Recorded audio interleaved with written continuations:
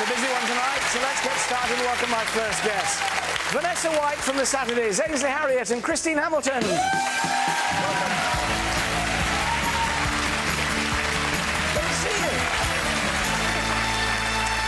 First up tonight, the scandal over the sale of special edition charity poppies. Now, you may have seen on Tuesday's show, we looked at a range of blinged-up poppies being worn by a whole host of celebrities, including Simon Cowell.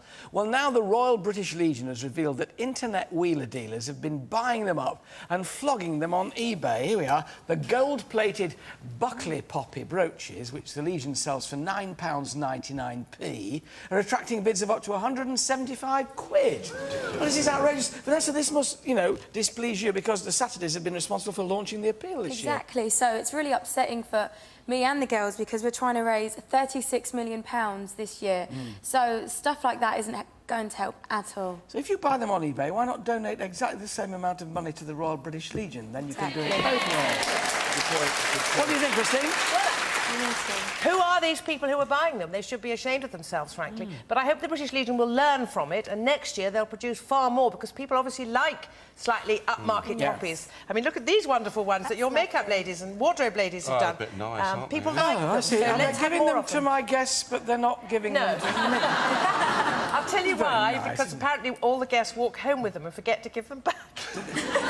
OK, Christine, you'll be arrested on your way out. Now, next up, I wore one at the top of the show, and apparently, here we are, today's Daily Telegraph. They are the must-have accessory this autumn, the flat cap. That'll cheer the wife up. Marks and Spencer say sales have shot up almost 1,000% in the past year. What do you reckon, guys? Ainsley, do you wear a flat hat? Do I wear one? No, you would never catch me dead in one of them. You look fabulous. Do you like it? I do. I'm coming home with your poppy lover, that's why. Everybody looks good, and you look wonderful in them. Well, Vanessa, the thing is, I think girls look fab in flat caps. I mean, I look, don't know about this. You see, yes.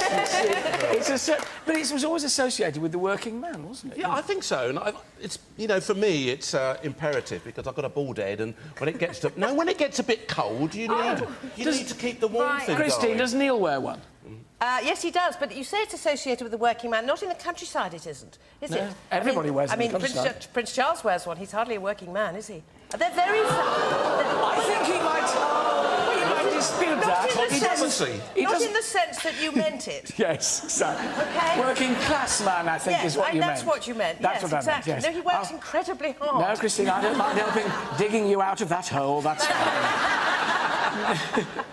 Well, now to the must-see picture of the day. We all champion her every moves on Saturday night on Strictly, but all the dance practice has obviously been a bit too tiring for Anne Widdecombe. Here she is, pictured on a train, absolutely sparkling, in that lovely way we all hope we're never seen, with catching flies, and God bless her, at least she was wearing a poppy.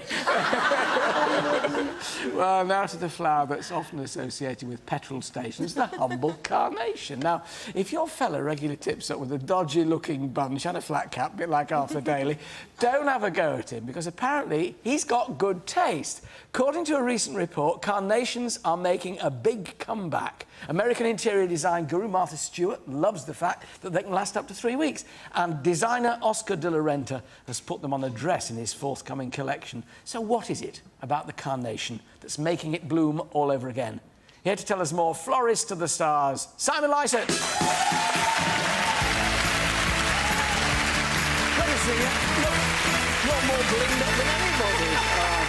So here they are. I mean, this is what they look like when folks buy them, guys buy them at filling stations to say sorry, don't they, really? Well, yes, and the bunch that you carried in are spray carnations, which I think still aren't quite as chic and lovely as these, but smell that, it's just as beautiful as a rose. Oh, it is, isn't it? They always remind me of the smell of strawberries and cream. And these lovely Picotee ones. Beautiful. I mean, they are such edges. good value. They are a quarter the price of a rose, and they will last probably 3 times, 4 times as long. So how much for a single bloom? Well, you'll probably pay about 80p a pound, and you'll get 3 or 4 weeks out of it. And with the central heating on, which we've all got at the moment, it's been so cold, they actually are a brilliant time of year to use them. But you see, then you put them in your hands and look what you do. It's sensational. Well, imagine you could make it from roses and charge 4 times the price, but you get this lovely textural feel from it, and that's the clove carnation that city gents always wore as their buttonhole, and then a lovely red one just to give some vibrancy. And then up here, an enormous bunch with autumn foliage. And it's all the mix. It's the green that Oscar Wilde wore for his buttonhole. We've got the really quite common reds and yellows and oranges,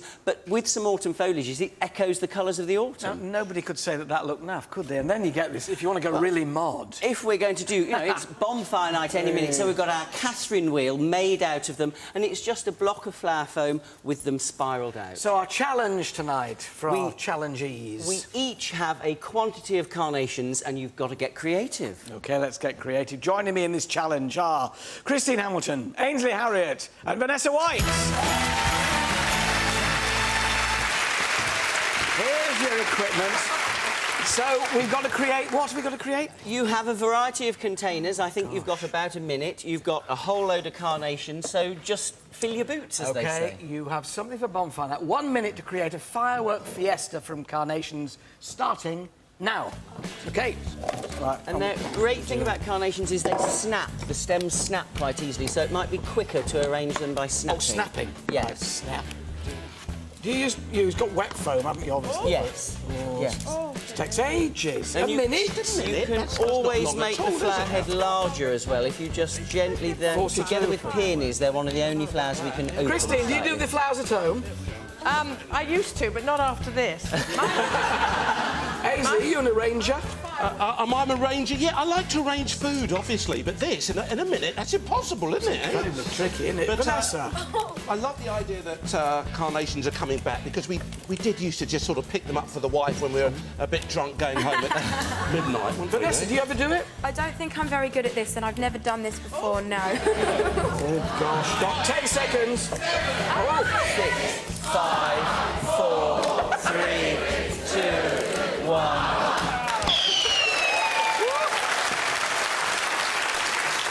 Right, OK. Hold your flower arrangement up. Hold it up and let the judge judge. Hold it from underneath. But, Ainsley, what have you done? Christine. Yeah. Look at this. Quick judgment. I think it goes to Christine.